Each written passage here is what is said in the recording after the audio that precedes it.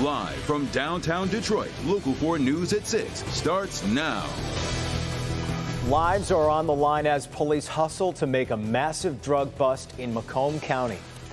Fentanyl has made America's opioid epidemic much more deadly. So when police have a chance to stop any amount of it from getting here, they don't hesitate. Officers in Sterling Heights just made a massive bust finding fentanyl hidden inside of compartments of a car. Sean Lay is live in Detroit along I-75. While it won't take you to Mexico, it's become a pipeline for deadly drugs from Mexican cartels, Sean.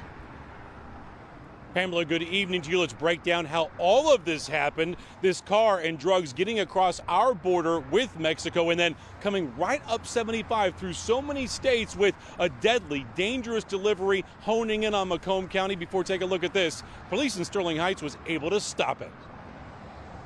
Let's put you behind the wheel of the Sterling Heights police cruiser during rush hour Friday, April 8th. This is Van Dyke near 14 Mile. Might be running. Yeah, he's running. The driver of a white BMW tries to speed away from police. An officer trying to make a traffic stop because of the BMW's window tint. The driver then makes a run for it. Stop! But Sterling Heights police catches him and arrests a woman who is back inside the BMW. A canine is called out, and that canine hits on this, packed away in secret compartments, 20,000 pills of straight fentanyl, all pills marked as OxyContin, meaning this bust truly was life-saving. You have 20,000 pills brought to the Metro Detroit area to be distributed. I mean, how many people would that affected? How many tragedies would that have occurred? How many people would overdose and died?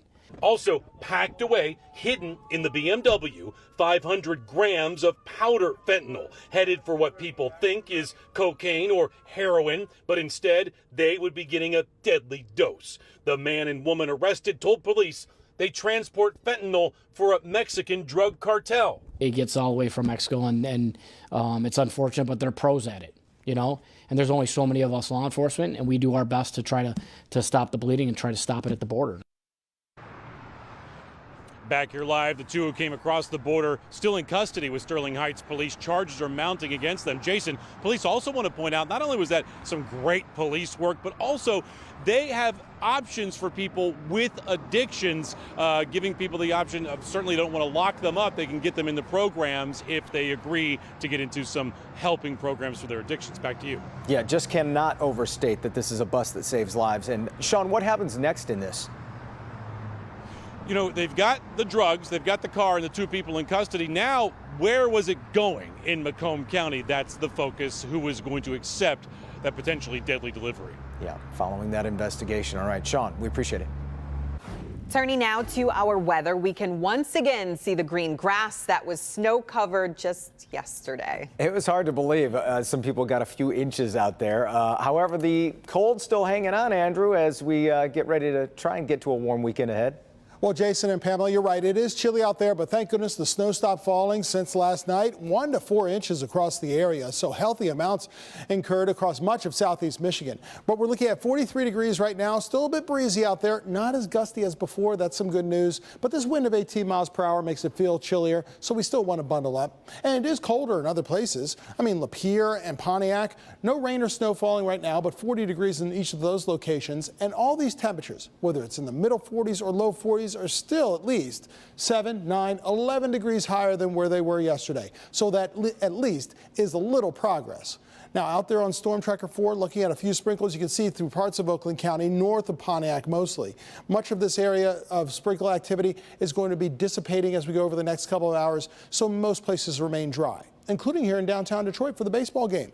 Yankees take on the Tigers at 6:40. Just make sure you dress appropriately, stay warm, with temperatures that fall into the 30s before the game ends. It gets even colder tonight. We'll talk about that, but a warm-up on the way too in your 7-day forecast.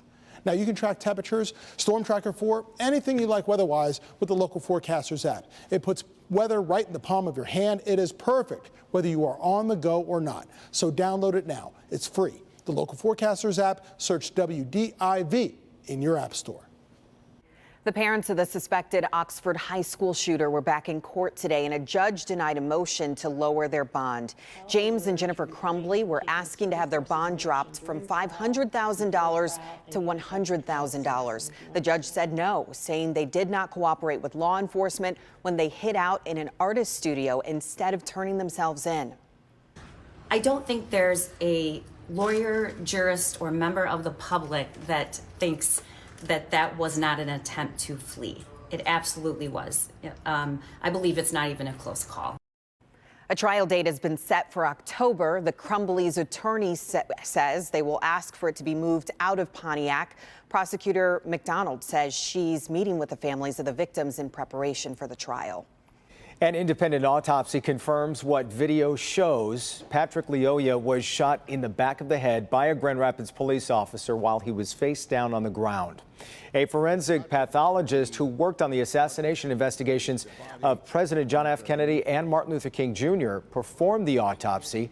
Today he showed diagrams and brought in a human skull to show where the bullet entered, then got lodged near Lyoya's right temple. Attorneys say Lyoya was conscious when the officer pressed the gun against his head and fired after a struggle during a traffic stop earlier this month. Confirming a lot what his family said from the first day, that he was killed execution style, being shot in the back of the head, even though he's unarmed, looking away from the officer at the time. The official autopsy has not been released to the public yet. State police are investigating that shooting. COVID-19 may be easing its grip on us for now, but for millions of people who were previously infected, they are lingering health concerns. In addition to the overall questions of long COVID, there's a growing opinion that COVID can lead to an increased risk of developing diabetes. Dr. Frank McGeorge is here with the details of a recent study.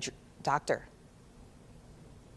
Yeah, Pam and Jason, you know, the study was published in the journal Lancet, and it looked at the medical records of over 180,000 VA patients who recovered from COVID and compared them to a matched group who didn't have COVID.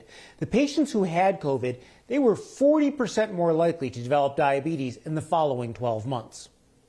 There were people who did not have diabetes to begin with that we knew of, and several months after the episode, when they came back to see us in clinics, these people had new onset diabetes. That's Dr. Arti Maan, the division head of endocrinology at Henry Ford Health. It was initially thought that it was related to just the severity of the illness, but we have other illnesses in the system, in the body, which can transiently cause high blood sugars, but this seems to be a little different. In fact, other research has suggested COVID might even be related to type 1 diabetes in some kids. Type 1 is the autoimmune disease where, any kind of viral infection can predispose your body's immune mechanism to attack your pancreas, and they develop type 1 diabetes. And in children, in some studies, they have shown a higher uptick of type 1 diabetes post-COVID.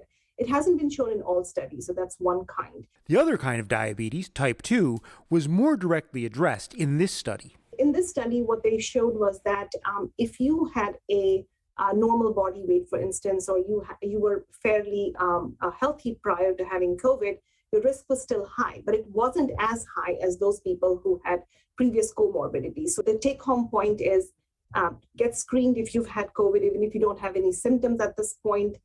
Have your doctors look at you to make sure you haven't developed diabetes or other issues.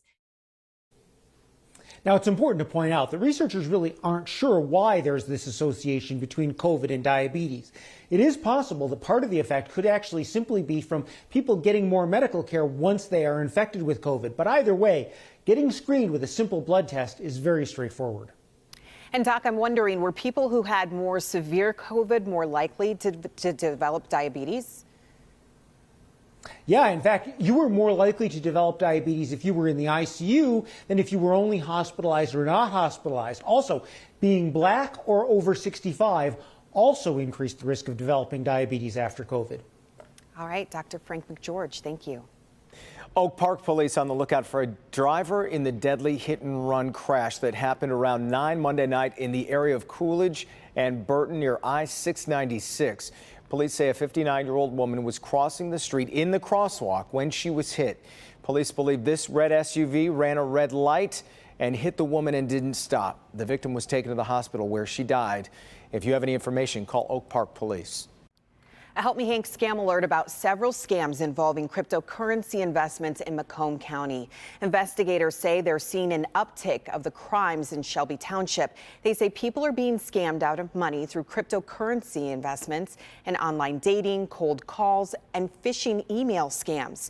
Police say don't invest your money with someone you've never met in person. And remember, if it's too good to be true, it probably is. In a Big Four sports town like Detroit, soccer sometimes has to fight for a share of the spotlight. But tonight, you might want to check out Detroit City FC against the Columbus Crew. As Jamie Edmonds mentioned just a few moments ago, it's the first time DCFC has welcomed an opponent from the top league in the land, which is the MLS.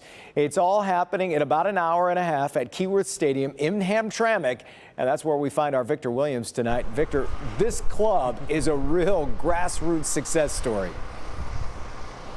Jason, real grassroots success story indeed. It's amazing to see just how far they have come. Years ago, they were playing over at Cass Tech, and now so many people are starting to enter Keyworth Stadium to see them take it to the next level. It's pretty wild. I mean, you could make an argument that this is the biggest soccer game that this state has ever seen. For the first time, the Detroit City Football Club will be facing off against a Major League Soccer team, the Columbus Crew. Oh, it's a big game for them. You know, MLS, you know, which they don't like. Hopefully it's windy and it evens the game out, man. Team co-owner Alex Wright says the Lamar Hunt Open Cup is the perfect place to prove themselves against a team on a larger scale. Tuesday night's bout will be the third round of the tournament. And it's the perfect game for folks who've heard about Detroit City FC to jump on board because we're taking on a team from the highest league in American soccer.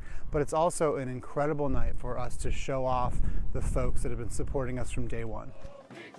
With a loyal fan base that just won't quit backing them the whole way, the Detroit City Football Club will be playing at Keyworth Stadium. They're having a good year. People thought it might have been rough, but they're winning games, you know.